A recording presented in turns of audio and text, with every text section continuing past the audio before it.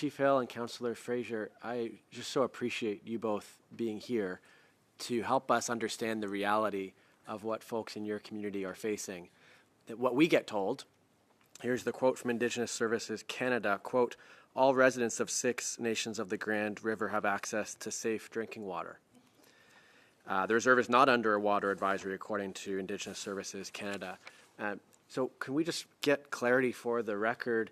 Councillor Frazer, I believe you just finished sharing with a colleague that 70% of residents at 6 nations do not have access to clean drinking water. Can you clarify that? What percentage of residents do not have access today to safe drinking water from the tap? Let me just bring you up to speed statistically on that. 30% of our community is on the water line from our plant, our water plant. Okay, 70% have to use either cisterns or wells. I just got a call today, since that study came out in 2022, from 2003 to 2022, that did show, it was a community study showing that the water that was coming, that was tested in all of the places, all of the areas that were not on the water line, okay, were determined to be either dangerous or unsafe. So that is the reality of the situation. So it is, there is unsafe. The things we get from ISK is not always accurate. Thank you, Councillor Frazer. I'll just read from a CBC article that that Chief Hill participated in a few weeks back that speaks more to that. Ashley Cook says, quote, "Mostly everybody knows the reserve doesn't have clean drinking water. We've never, ever trusted our tap water." Is that the sense you get from most community members? Yes, no one drinks from the tap. Even if we have to buy water. So the 70% that are not on the water line buy it, and then they have to store it in a cistern. And the cisterns are not cleaned, they're not tested, and they're just left. So then if we shift to what this committee could do to make progress, I understand another colleague asked if Chief Hill, if you'd been consulted. We're being told that consultations began in 2018. You already answered that you were not consulted, Chief Hill. I recognize you were also newly elected in November of last year. Has anyone at 6 Nations been consulted that you both know of to date at 6 Nations of the Grand River? Go ahead.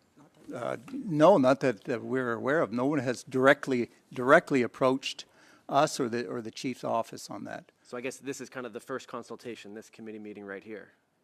Is that yes, true? Yes, yeah. Direct, yes. Okay, well, all the more important that you're here with us today. So then, Chief Hill, you also earlier said to another colleague that you wouldn't recommend we support the bill as it stands. You shared a number of proposed amendments for the committee to consider, including language like must provide and must ensure, in place of the government being required to provide best efforts for clean drinking water. If those amendments were passed, do you believe it's possible the bill could be improved to have it be something that would be helpful to you? I can go. Am I on? Oh, I think there's a few more, and what I talked about, legally recognized government. So that one, recognize access to safe drinking water as a human right through inclusion of a new subsection.